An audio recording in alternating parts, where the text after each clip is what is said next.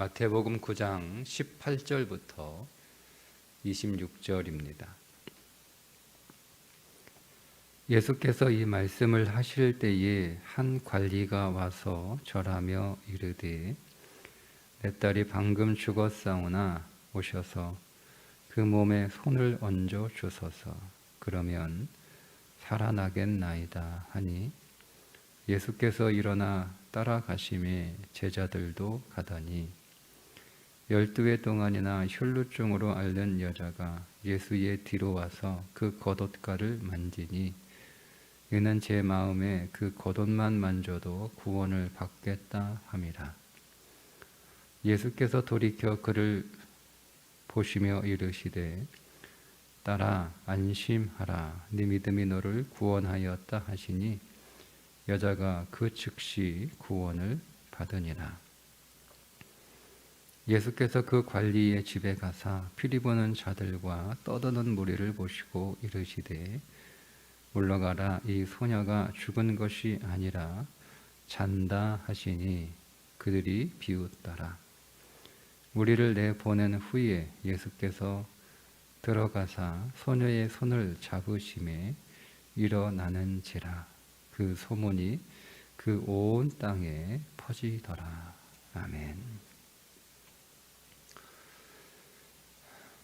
겉으로 보기에는 죄와 분투하며 싸우는 바리새인들이 실상 그들은 죄와 그렇게 분투하며 싸운 사람들이 아니었다라고 어제 말씀을 통해서 함께 나누었습니다. 그들이 진실로 말씀과 죄와 분투하며 싸웠던 사람들이라면 그들은 예수님을 못 알아볼 리가 없었을 것이다. 왜냐하면 죄와 분투해 본 사람만이 죄를 이길 수 없다. 나는 결코 정결해질 수 없다. 나는 결국 죄인이 될 수밖에 없다. 나는 회복될 수 없는 죄인이다 라는 사실을 절실하게 깨닫기 때문입니다. 그래서 저와 정말 죄와 분투한 사람들은 그렇게 바리새인들처럼 사람들 앞에 나는 죄를 짓지 않는다, 나는 율법을 하나도 어김이 없이 다 지키는 그런 바리새인이다라고 결코 자랑할 수 없습니다. 그들이 율법을 잘 지키는 사람들인 것처럼 사람들에게 드러내며 자랑하고 뽐내는 삶을 살고 있다는 것 자체가 그들이 진실로 죄와 간절하게 맞서 싸워본 적이 없었기 때문이다 라는 거죠. 그래서 오늘 말씀에 보면 그 죄와 율법과 분투하며 싸웠던 한 사람의 인생의 결론이 무엇인가를 말씀해 주고 있습니다. 그가 오늘 본문에서는 관리라고 나오는데 동일한 말씀을 기록하고 있는 다른 성경에서는 회당장 야이로라고 나옵니다. 그는 회당장이죠. 회당장은 율법을 가르치는 사람입니다. 그가 평생 율법을 가르치며 살았어요. 그런데 평생 그 율법을 가르치며 산 삶의 결론은 뭐냐면 그의 딸이 죽는 것이었습니다. 그러니까 여기는 단순히 회당장의 육신의 딸이 죽은 사건을 말씀하고 있는 것이 아니라 그래서 예수님이 그 죽은 딸을 다시 살리신 기적을 성경이 기록하고 있는 것이 아니라 제가 재차 말씀을 드리지만 성경은 윤리와 도덕 기적에 대해서 관심이 없어요. 그것이 우리들에게 주는 메시지가 그게 중요한 거예요. 그러니까 회당장의 딸이 죽었다라고 하는 메시지가 뭐냐? 계속 율법을 지키고 율법과 분투하고 율법을 위해서 살아가는 삶은 생명이 아니라 죽음이라는 거예요.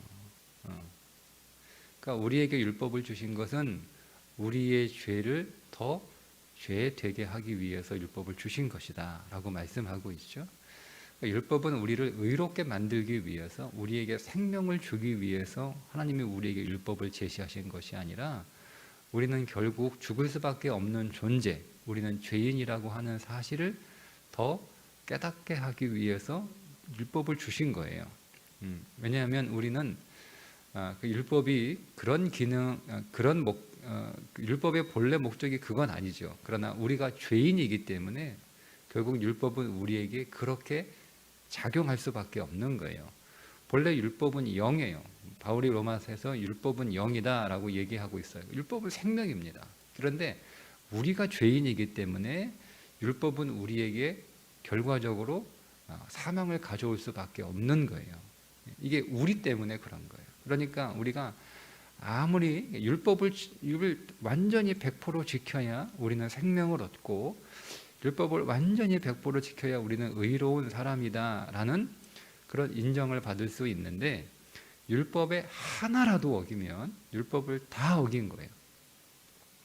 아니, 율법 다 지켰는데 겨우 하나 못 지켰습니다. 어떻게 좀 안 될까요? 이게 없는 거예요. 그러니까 하나님의 커트라인은 정확합니다. 100점입니다. 그러니까 100점이 아니면 다 떨어지는 거예요. 그러니 세상에 의인은 없나니 하나도 없다. 이것은 우리가 부인할 수 없는 진리죠. 율법을 완전히 지킬 수 있는 사람은 한 사람도 없습니다. 누구도 존재하지 않습니다. 성경의 의인이라고 불리는 모든 사람들은 다 율법을 잘 지켜서 그렇게 의인으로 인정받은 사람들이 아니라 믿음으로 인정을 받은 사람들이라는 거죠. 자, 그렇게 회당장의 삶의 결론은 죽음이에요. 그는 평생 율법을 가르쳤지만, 평생 율법과 싸우는 사람이었지만 결국 그의 딸이 사망에 이르게 되는 율법의 결론, 이게 우리의 결론이죠. 결국 우리는 회당장과 같은 삶을 살아갈 때 우리가 얻게 되는 결론은 사망이라는 거예요. 그래서 우리는 회당장은 그래서 주님을 찾을 수밖에 없는 거죠. 회당장이 예수님께 나와서 죽었다고 그러잖아요. 이미 죽었으니까 방금 죽은 거예요. 방금 죽고 나서 제일 먼저 찾아온 그의 마음 가운데 떠오른 그 문제를 해결하는 방법이 무엇이었냐면 예수님께 나오는 거예요. 만약 회당장이 생각하기에 예수가 율법을 아주 잘 가르치는 탁월한 선생, 혹은 병든 자를 고치는 그런 어떤 신비한 능력을 가지고 있는 사람으로 인식을 했다면 딸이 죽음 앞에서 예수님을 찾을 수가 없어요.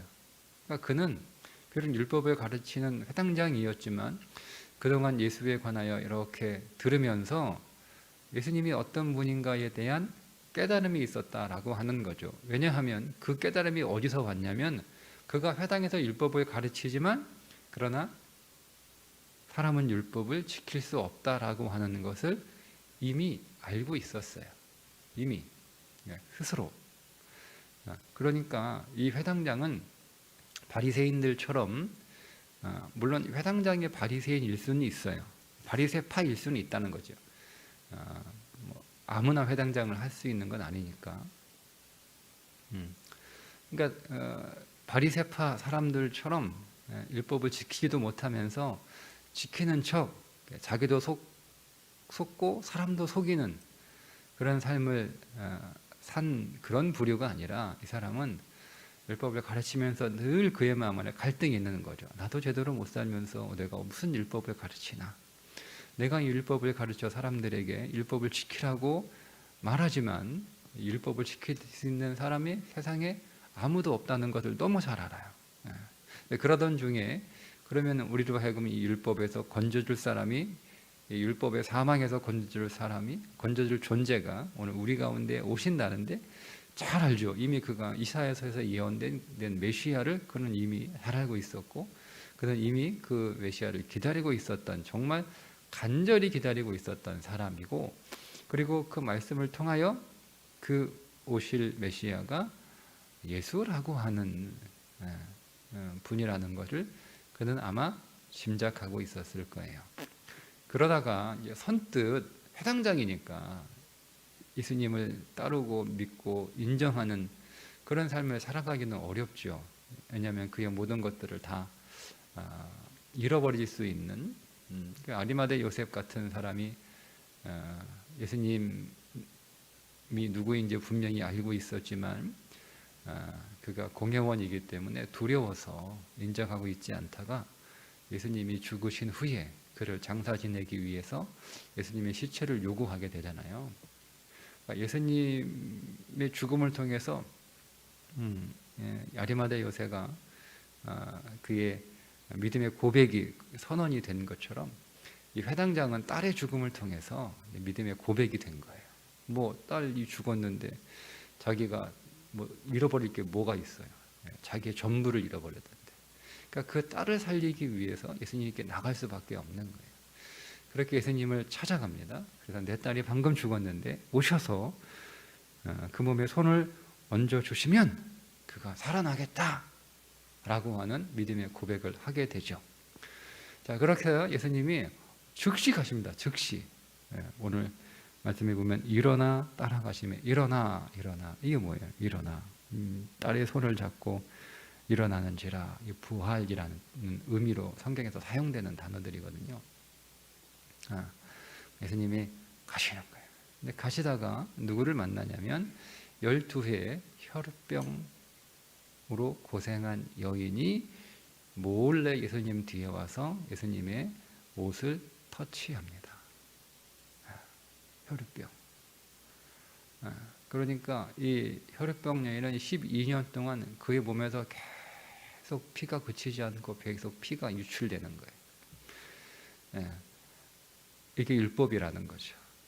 율법은 계속 우리의 생명이 빠져나가는 거예요.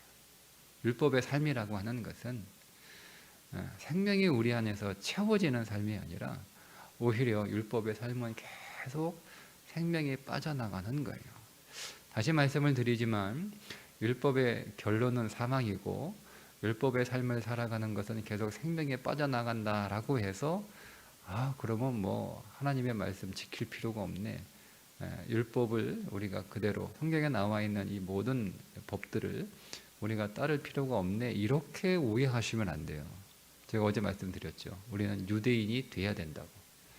유대인이 되지 않으면 그리스도인 되기가 어렵습니다. 아니 뭐 이방인이 유대인 되지 않고도 바로 그리스도인 되지 않았느냐. 이방인을 유대인 만들려고 하는 사람들에 대해서 바울이 그렇게 분노하고 저항하고 반대하지 않았느냐. 그러면 꼭 유대인이 될 필요가 없는 것 아니냐. 이방인에서 얼마든지 그리스도인 될 수 있는 것 아니냐. 이렇게 반문을 할 수 있어요. 여러분, 그렇다고 해서 바울이 이방인 그리스도인들에게 너희들 맘대로 살아. 너희들 다 은혜로 구원받았으니까 맘대로 살아야 돼. 그렇게 가르친 적은 없잖아요. 바울은 유대 율법 가운데 할례, 음식 이거를 강요하지 말라고 얘기한 거지 율법 전체를 부인한 게 아니에요. 그래서 나는 이방인에겐 이방인으로, 유대인에겐 유대인으로, 할례 받지 않는 자에겐 할례 받지 않는 자로, 할례 받은 자에겐 할례 받은 자로 대했다는 거예요. 자기 자신이. 그러니까 우리가 여러분 그 부분을 잘못 오해하면 우리가 은혜라고 하는 것이, 여러분 은혜는요 공부를 하나도 하지 않는, 공부를 아예 안 해. 학교도 안 가. 뭐 대학 갈 생각도 없어. 그런 사람에게 야, 너 대학 내가 너 그냥 넣어줄게. 그런 사람에게 대학 넣어주는 게 은혜인가요? 생각해 보세요. 어떤 사람에게 은혜일까요? 내가 막 대학 들어가기 위해서 막 밤낮 잠도 못 자고 막 코피 터지고 막 그렇게 막 열심히 공부하는 사람. 근데 대학을 들어가고 싶은데 못 들어가요. 계속 떨어지는 거예요. 그런 사람에게 내가 너 대학 가고 싶은데 내가 너 그냥 넣어줄게. 누구에게 은혜가 되는 거예요? 대학 갈 생각도 없고, 뭐 대학 가려고 그러니까 당연히 노력도 안 하고 공부도 안 하고 놀기만 하고, 뭐 그런 사람에게 내가 너 어느 대학이든 네가 가고 싶은 대학 넣어줄게. 그러면 그 사람이 내가 복을 받았다, 내가 은혜다, 뭐 이렇게 생각 안 하잖아요. 그냥 고마운 거예요. 그냥 아유 고맙다 야. 뭐 좋다 야. 뭐 아무것도 안 하고 공부도 안 했는데 막 나 대학 넣어주네. 여러분 그런 사람은 대학 가서도 공부하겠습니까? 안 합니다. 공부 안 하고 맨날 놀았는데도 대학 들어보주는데 내가 계속 놀아도 내가 취업할 수 있어. 뭐 이렇게 살 거 아니에요. 여러분 은혜를 잘못 이해하시는 거예요. 잘못 우리가 너무 은혜를 우습게 아주 가치 없이. 예. 정말 은혜는요. 연애는 정말 간절히 원하는데 그것을 이룰 수 없는 사람에게 어느 날 하나님께서 우리에게 선물로 주시는 거예요. 그걸 은혜라고 하는 거예요. 그때 감사가 있고 감동이 있고 그때 기쁨이 있는 거예요. 그러니까 우리가 구원이 은혜인 것은 정말 간절히 구원을 우리가 열망하고 구원을 위하여 우리가 분투하고 그 죄를 우리가 이기기 위해서 죄와 싸우는 그런 삶을 살아갈 때, 그러나 그 죄 앞에서 절망하는 그때 우리에게 구원이 감격이 되고 감동이 되는 거예요. 그러니까 여러분 우리의 이 믿음에 있어서 항상 일치하지는 않아요. 이거를 항상 일치하다라고 생각하는 사람들이 보통 구원파 뭐 이런 사람들이잖아요. 다락방 이런 사람들. 그러니까 당신이 구원받은 때가 언제냐, 그 날짜가 언제냐, 뭐 당신 생일도 모르는 게 그게 맞냐? 사람이 태어나면 생일 알지 않냐? 당신이 구원받은 날짜가 언제인지 알아야 된다. 모르잖아. 대부분 교회소인들이. 그러니까 기존 교회는 문제가 있고 이 구원파 이게 맞다 이렇게 우리가 오해하기 쉬운데요. 그거를 사람이 태어났을 때는 명확하잖아요. 근데 여러분 구원이라고 하는 건 내가 어느 순간 구원을 받는 그 순간을 내가 인식할 수도 있고요. 인식하지 못해요. 내게 구원이 임했어요. 그런데 내가 시간이 지나고 나서 그 구원에 관한 진리를 깨닫게 되는 시점이 있어요. 그러니까 구원받은 시점과 구원을 깨닫는 시점이 일치할 수도 있고 구원받은 시점과 구원받은 것을 깨닫는 시점이 다를 수도 있어요. 이건 사람마다 다 개별적이에요. 일관적이지 않단 말이에요. 그러니까 저는 구원을 받은 때가 분명히 있었어요. 근데 그걸 깨닫는 시점은 달라요. 구원을 받았을 때는 뭔지도 몰랐어요. 뭔지도 몰랐으니까 제가 모르겠죠. 그러나 제가 제 신앙의 시간 안에서 분명히 그리스도를 주로 고백한 시점이 있거든요. 근데 그때는 그게 뭔지 그냥 나도 모르게 내가 왜 그랬는지 모르지만 나는 예수를 그리스도로 시인하고 그리스도로 영접하고 그래서 그리스도를 믿음으로 나는 구원을 받은 거예요. 근데 이 구원의 은혜가 얼마나 크고 놀라운 것인지는 깨닫는 시점은 달라요. 그러니까 사람은 다 다를 수 있다라는 것들을. 어쨌든 중요한 건 우리가 다 은혜로 구원을 받죠. 근데 중요한 건 우리의 인생 안에서 반드시 이 구원이 얼마나 놀라운 것인지를 깨닫게 되는 시점, 그건 한 번은 아니에요. 그 시점이 한 번에 확 이렇게 오는 사람도 있고 그 깨달음이 서서히 마치 물이 이렇게 온도가 올라가는 것처럼 그 깨달음이 서서히 풍성해지는 사람도 또 있단 말이에요. 그러나 그게 중요한 게 아니라 중요한 건 이 구원의 은혜가 얼마나 내게 하나님의 사랑이고 하나님의 기적이고 내게 놀라운 복인지를 계속 깨달아가는 것, 그게 신앙의 과정이죠.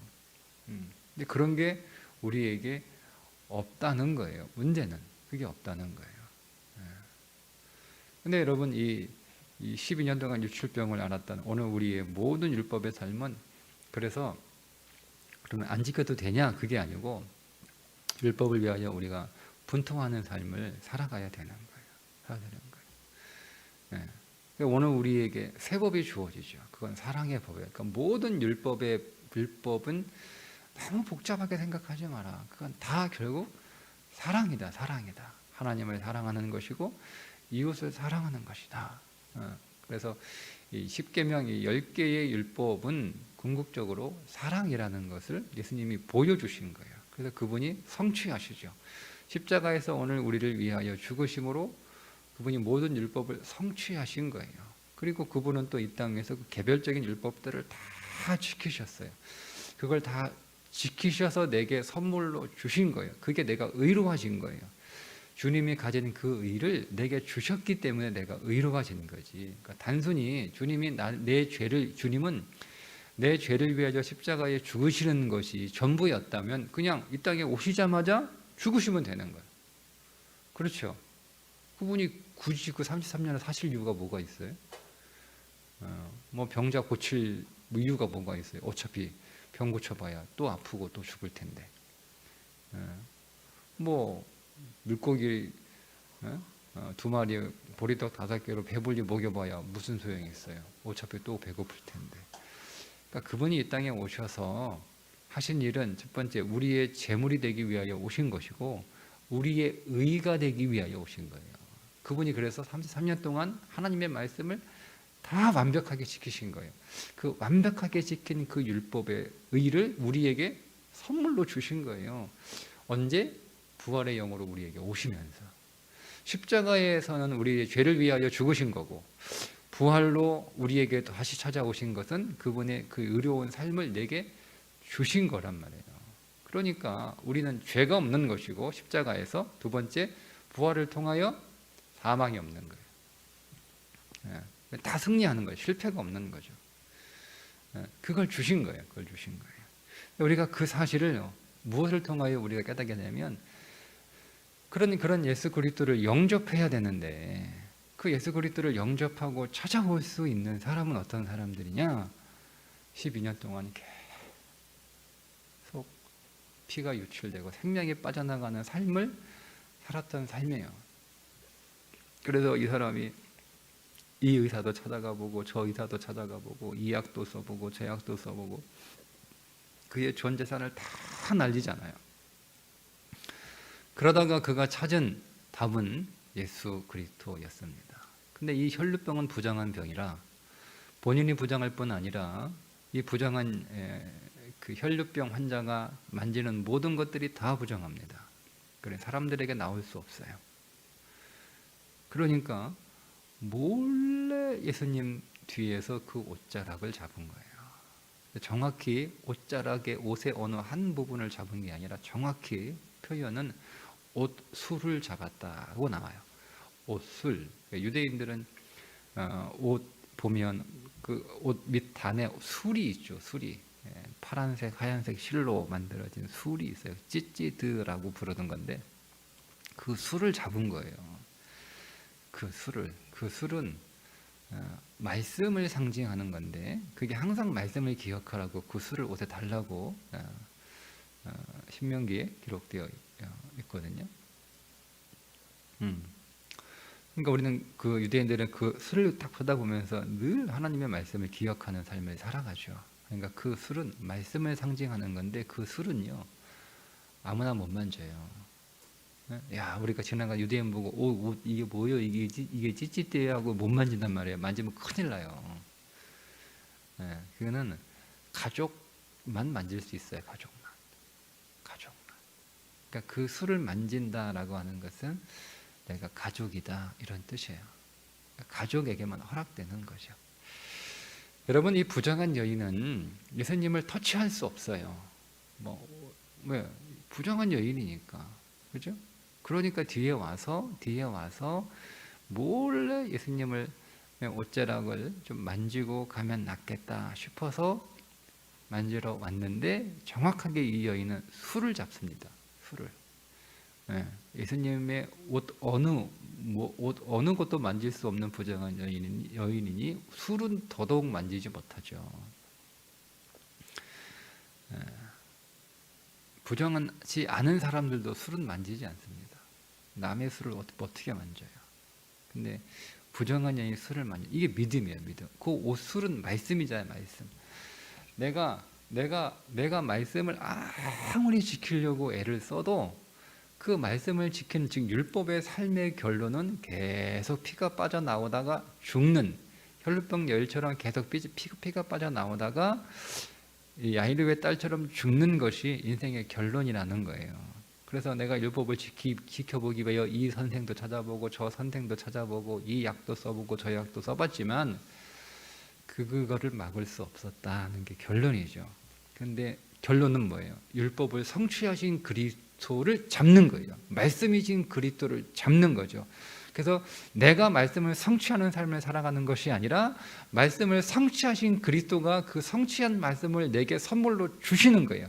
그걸 내 손으로 잡는 거죠. 그걸 상징하고 있는 거예요. 그러니까 우리는 우리가 말씀을 지키는 삶을 살아가는 것이 아니라 그럴 필요가 없다는 게 아니에요.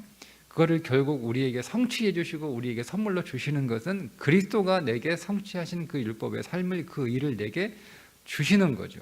그러니까 의를 선물로 받는 거예요. 그것 말고는 내 인생의 사망, 죽음의 질병을 이길 수 있는 법이 없다라는 거죠. 그 이야기가 중간에 들어가요. 이 유추병, 혈병 환자 이 여인의 이야기를 통해서 바테는 야이로의 딸이 죽은 것이 무엇인가를 설명해 주고 있는 거, 우리들에게 성경은. 부정한 여인이 예수님을 만집니다. 그리고 그녀가 구원을 받아요. 이 병이 나았다 얘기하지 않잖아요. 구원을 받아요. 구원을 받죠. 구원을 받았다는 거예요. 단순히 이게 질병이었으면 네 병이 나았다 이렇게 얘기를 합니다. 그러나 마태는 이거를 질병의 치유가 아니라 구원의 사건으로 본 거예요. 그녀의 유출병이 흘러나오는 것은 질병이 아니라 그에게는 사망의, 단순히 질병이 아니라 율법으로 인하여 우리에게 떨어지는 사망이라는 거죠. 사망이라는 거죠. 근데 그 죄에서, 그 사망에서 건져진 거예요. 건져진 거예요. 무엇으로? 말씀이신 예수 그리스도를 영접함으로, 그분이 성취하신 말씀의 의를 우리에게 주심으로 우리가 구원을 얻는 거죠. 그리고 나서 예수님이 누구를 지금 만져요? 누구의 손을 잡아요?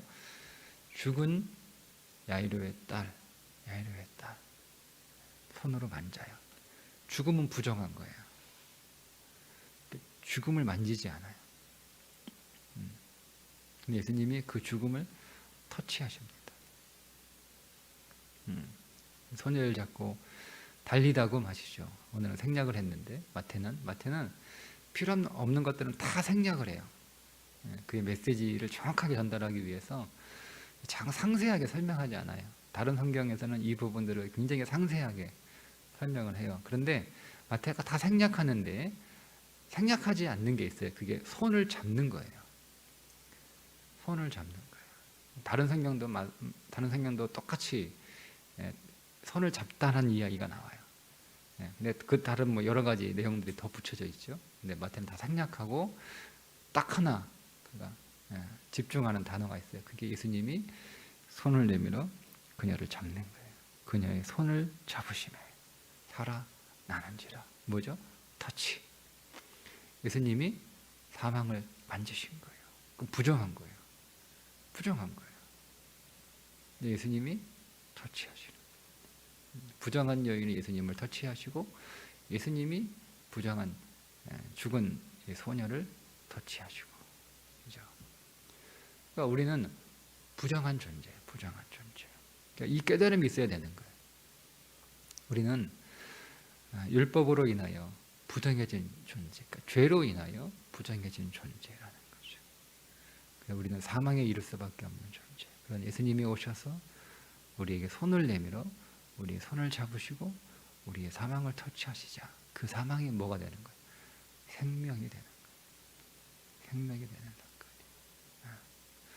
결국 오늘 우리에게 구원은 예수 그리스도밖에 없다는 것을 성경이 우리에게 다시 이야기하죠. 그래서 오늘 우리가 하나님의 말씀에 분투하고 그 말씀을 내 안에서 성취하기 위하여 그래서 싸우고 씨름하는 삶이 우리에게 필요합니다. 우리는 그럴수록 절망합니다. 우리는 열심히 살아가야 됩니다.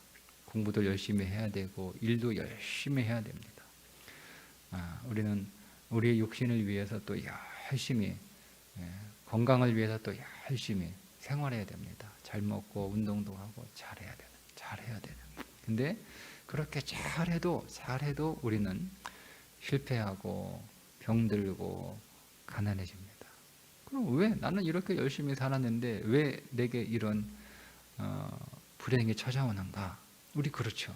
예? 예, 근데 거기에서 우리의 믿음이 하나 성장하는 거예요. 우리는 불행해지지 않기 위하여 예수를 믿는 것이 아니라 우리는 불행해질 수밖에 없는 존재들인데 아무리 열심히 살아도 그 불행에서 구원받기 위하여 예수 믿는 것이다.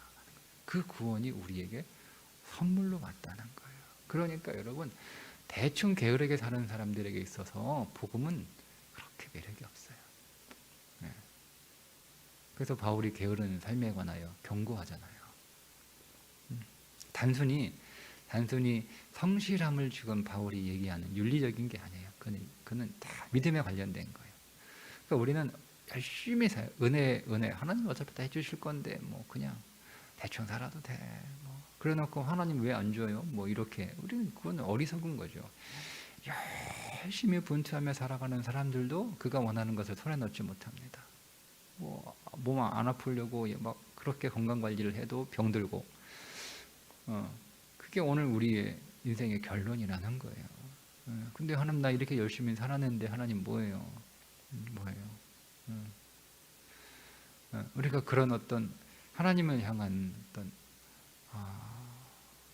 이 섭섭함 정도는 아니고요. 수준이 어떻게 표현하기가 좀 적당한 표현이 없는데 하여튼 굉장히 서운해서 하나님 나 이렇게 열심히 하나님 믿고 열심히 살았는데 하나님 내게 얻은 결론은 질병과 가난과 인생의 실패뿐이오니 하나님 이게 뭡니까? 이렇게 원망하게 되는 데 있어요. 근데 다윗의 시편을 읽어보세요. 그런 말들이 얼마나 많이 나옵니까? 근데 결론은 뭐죠? 하나님을 찬송하잖아요. 결국 육신의 삶이라고 하는 것은 이게 결론이구나라는 거예요. 다 거기서 끝납니다. 우리가 여러분 아무리 열심히 살아도 다 죽잖아요. 다 죽음 앞에 선단 말이에요. 얼마나 여러분은 그 삶이 얼마나 허무해요. 그건 마치 오늘 우리가 내가 열심히 살았으니까 나는 평생 죽으면 안 돼요. 나는 평생 늙으면 안 돼요. 이런 얘기하고 똑같은 거예요.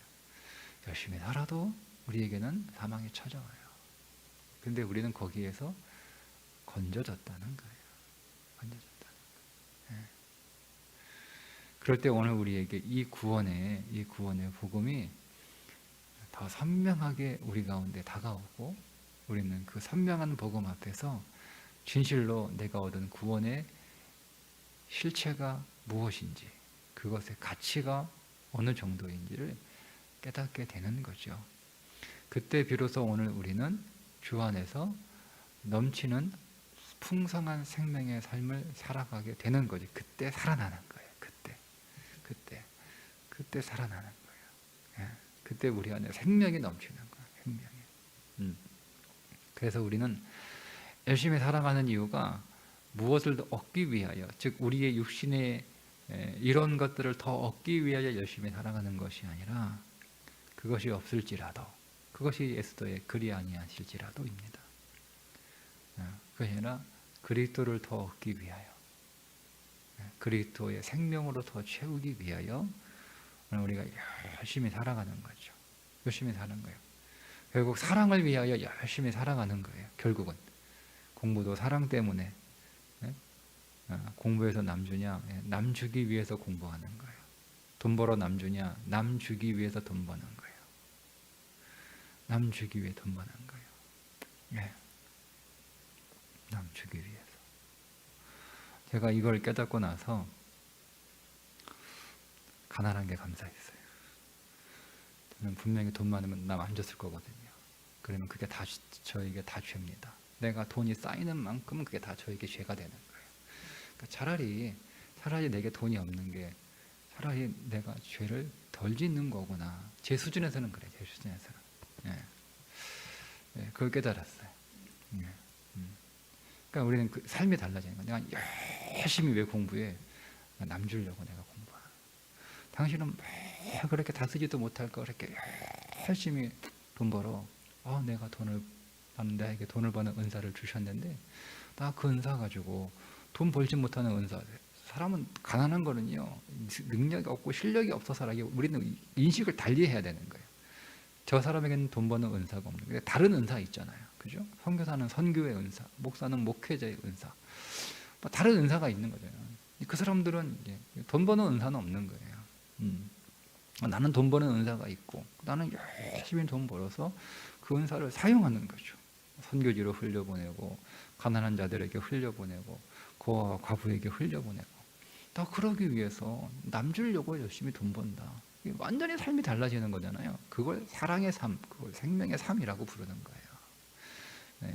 그래서 내가 돈을 많이 벌어서 이만큼 쌓아놨다가 자랑이 되면 그만큼 죄입니다.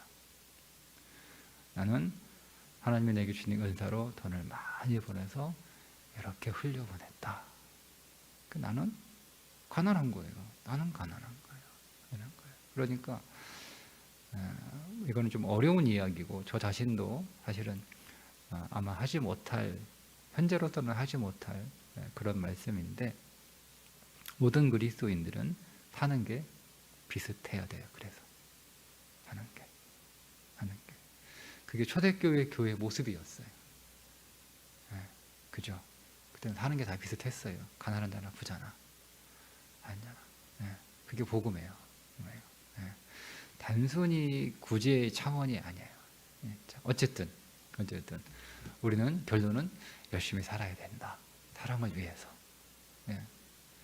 저와 여러분이 사랑을 위해서 열심히 수고하고, 그 사랑으로 인하여 우리 안에 있는 생명이 흘러가는으로 인하여 더 채워지고, 생명의 원리는 참 신기해요. 흘러갈수록 넘쳐나는 거예요.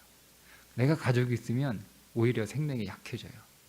생명을 계속 흘려보낼수록 생명은 넘쳐나게 되어 있습니다.